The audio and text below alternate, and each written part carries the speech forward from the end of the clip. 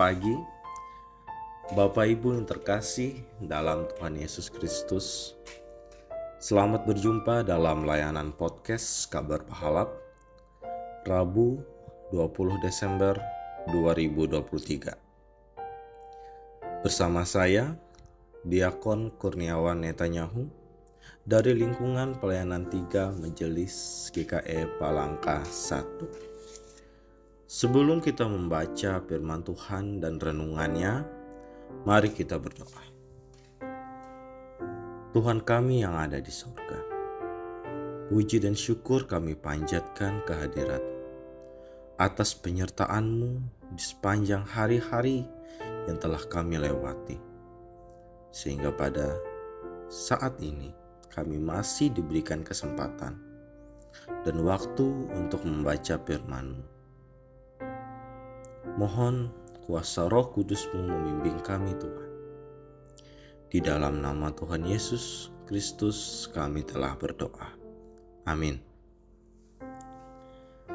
Bapak Ibu yang terkasih, pembacaan Alkitab kita pada hari ini sesuai Almanak Nas GKE yang terambil dari kitab Perjanjian Lama, yaitu Maleakhi pasal 3 ayat yang ke-13 sampai pada pasal yang keempat, yakni ayat yang ke-6. Dengan dua perikop, kemenangan terakhir bagi orang benar dan hari Tuhan. Bicaramu kurang ajar tentang aku, firman Tuhan. Tetapi kamu berkata, apakah kami bicarakan di antara kami tentang engkau? Kamu berkata, adalah sia-sia beribadah kepada Allah. Apakah untungnya kita memelihara apa yang harus dilakukan terhadapnya dan berjalan dengan pakaian berkabung di hadapan Tuhan semesta alam? Oleh sebab itu, kita ini menyebut berbahagia orang-orang yang gegabah.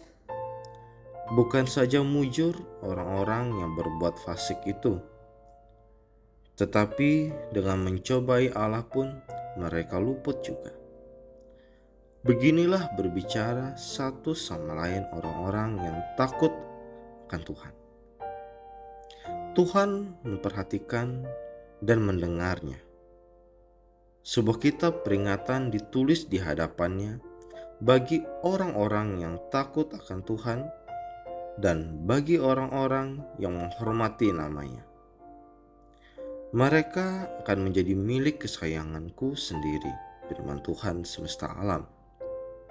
Pada hari yang kusiapkan, aku akan mengasihani mereka seperti seorang menyayangi anaknya yang melayani dia.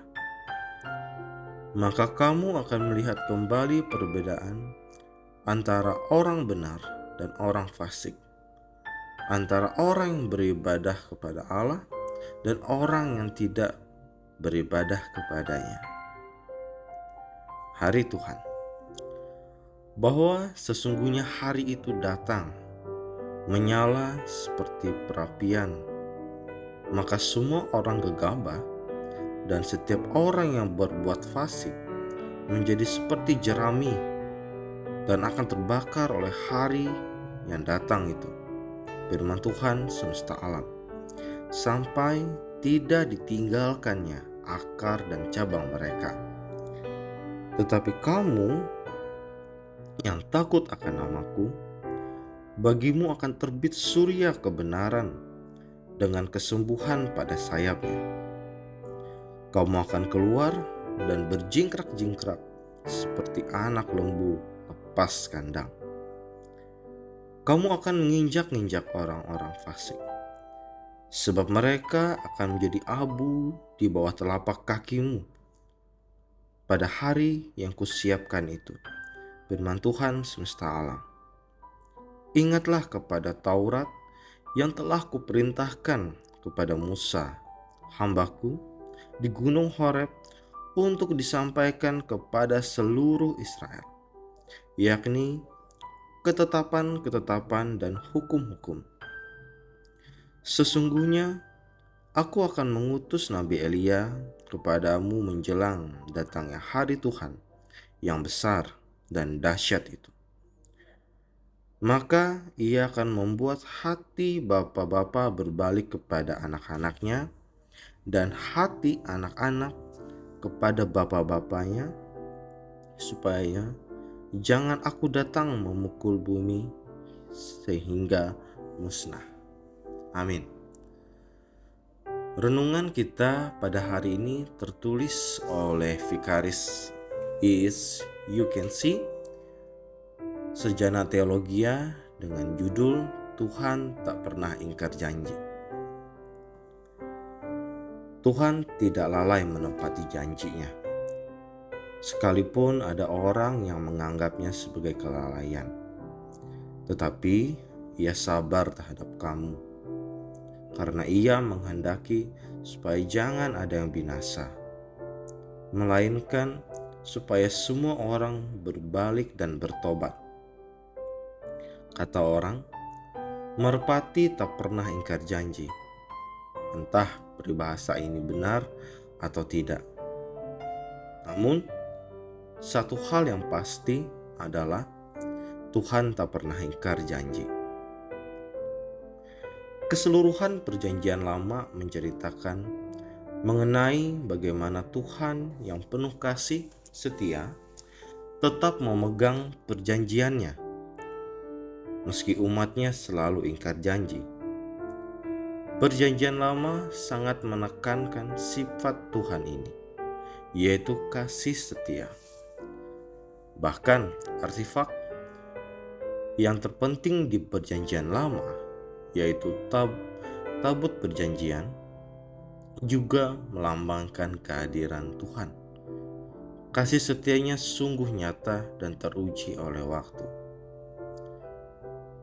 Bagian yang kita baca menutup seluruh kisah Perjanjian Lama.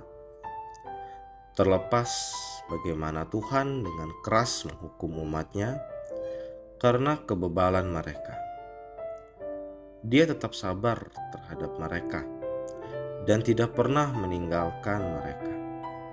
Umatnya lah yang seringkali lupa akan hal tersebut.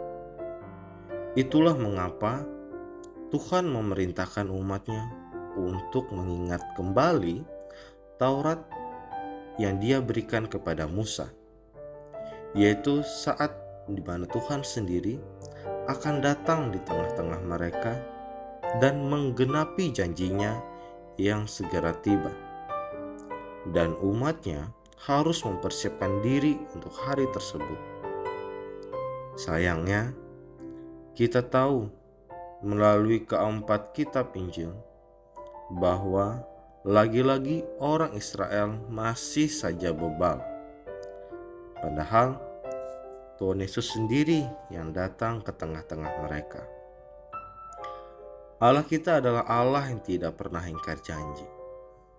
Kita, umatnya, yang sering kali ingkar. Mungkin secara tidak langsung kepada Tuhan, tetapi kepada orang lain. Dalam kasus-kasus yang besar, seperti melanggar kontrak atau melupakan perjanjian, motivasinya adalah keinginan jahat. Namun, yang sering terjadi adalah dalam kehidupan sehari-hari dan lebih berbahaya bagi relasi pribadi kita dengan orang lain adalah janji-janji yang kita anggap remeh-temeh. Pergi makan malam dengan istri atau suami, mengajak anak jalan-jalan, membantu rekan kerja, pelayanan di gereja, dan lain sebagainya. Ya, mungkin Anda merasa Anda jauh lebih penting daripada hal-hal remeh ini.